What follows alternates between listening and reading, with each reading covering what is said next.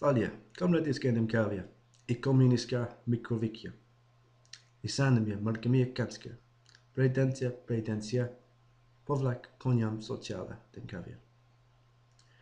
Good evening, micronational community. My name is Mejakhansk. This is my second video address, and I hope it will be the second of many in the time to come.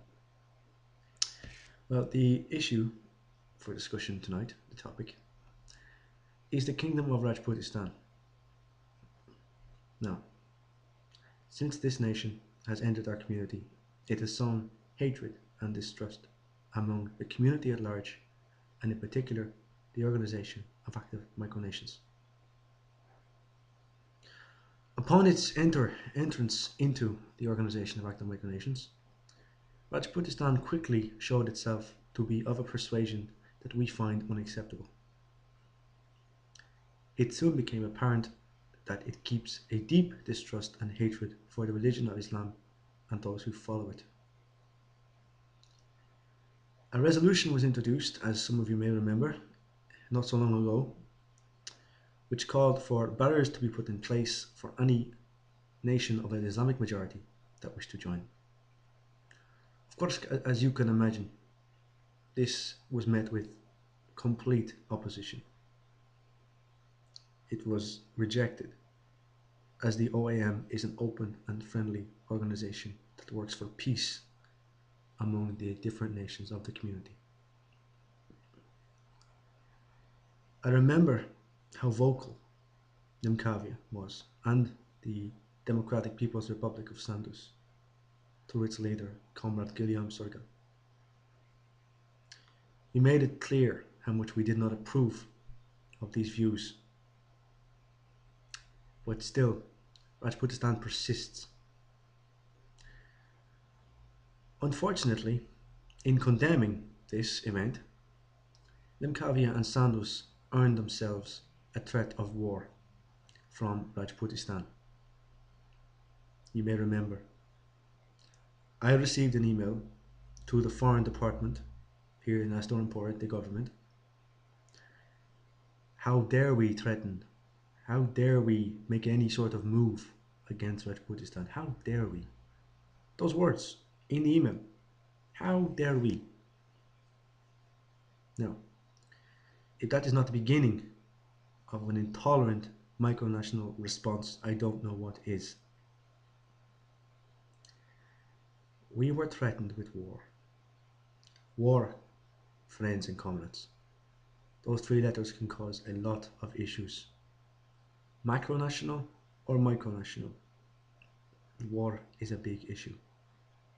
Because whether or not Rajputistan can actually damage Nemkavia is beside the point.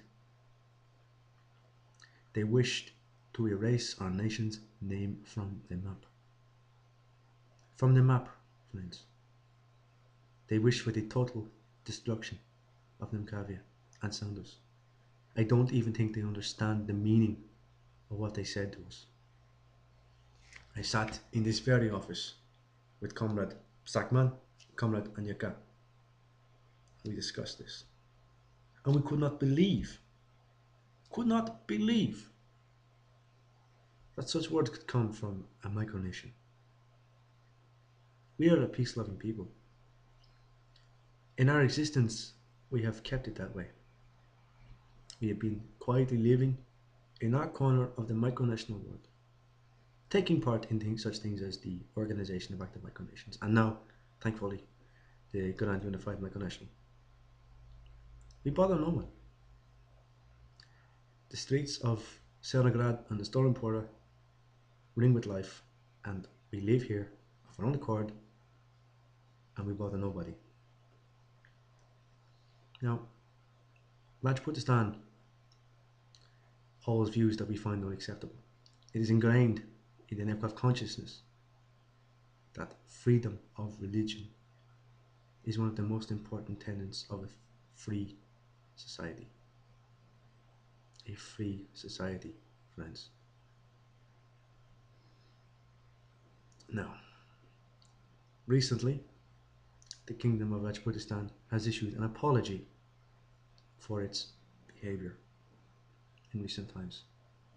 You're all able to see it. It was on the MicroWiki newsfeed. And I met with my comrades in the Presidium. And I met with the Prime Minister. We discussed it at length. And I find it is unacceptable to forgive them.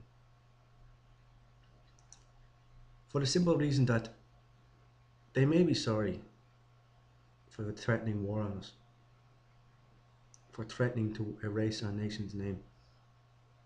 Perhaps. I find that unacceptable, of course. And I don't think they can expect any forgiveness for that soon.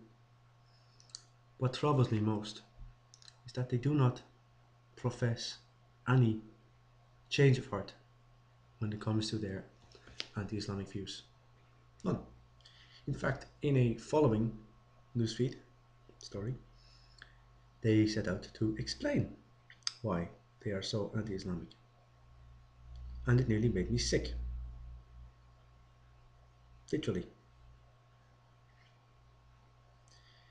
It is in the Nemkov consciousness to be accepting of others. And when we first met and heard of Rajputistan, they were like any other nation. We were willing to accept them within reason, as we are anybody. That is before this came to be apparent, that they have such views. They have made it clear that they are not going to accept any change in their views. And thus I say this, you can expect no friendship from Nemkavia, as long as you hold such ignorant and unfounded views. Let me make this clear. No friendship from us. And you will remain in a state of isolation from us all for as long as you think these horrible things, because they are not true. I don't need convincing of how absolutely terrible they are. Not many in the community do, but you seem to. And I address not only the king, but the people of Rajputistan as well.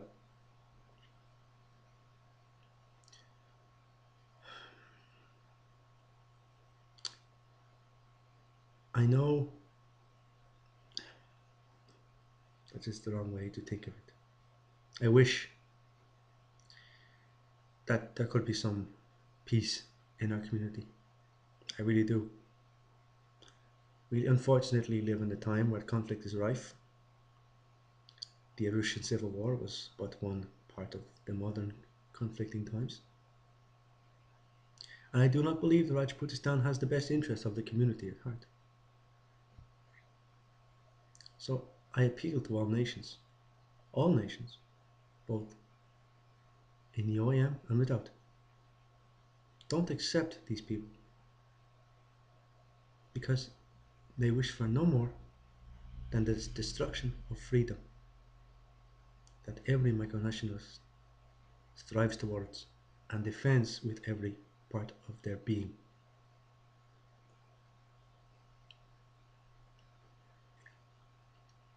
Another topic I would like to briefly address.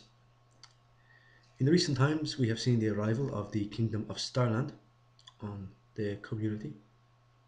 A new micronation who is, I will say, very welcome on our community. I will welcome anybody. Anybody who loves peace and justice and freedom and enjoyment for micronationalism, because that is what it is about. Now, I don't want to sound like an elder statesman when I say this. And I don't want to sound arrogant, as if I know what I'm talking about and the King of Starland doesn't, because he does. He's a head of state, as am I. I ask you to learn more about our community. And it's not a threat, or as if I'm speaking down my nose at you. I'm simply asking. Because in recent times, I feel that the Kingdom of Starland has become close to exacerbating situations that have already been of a very precarious nature.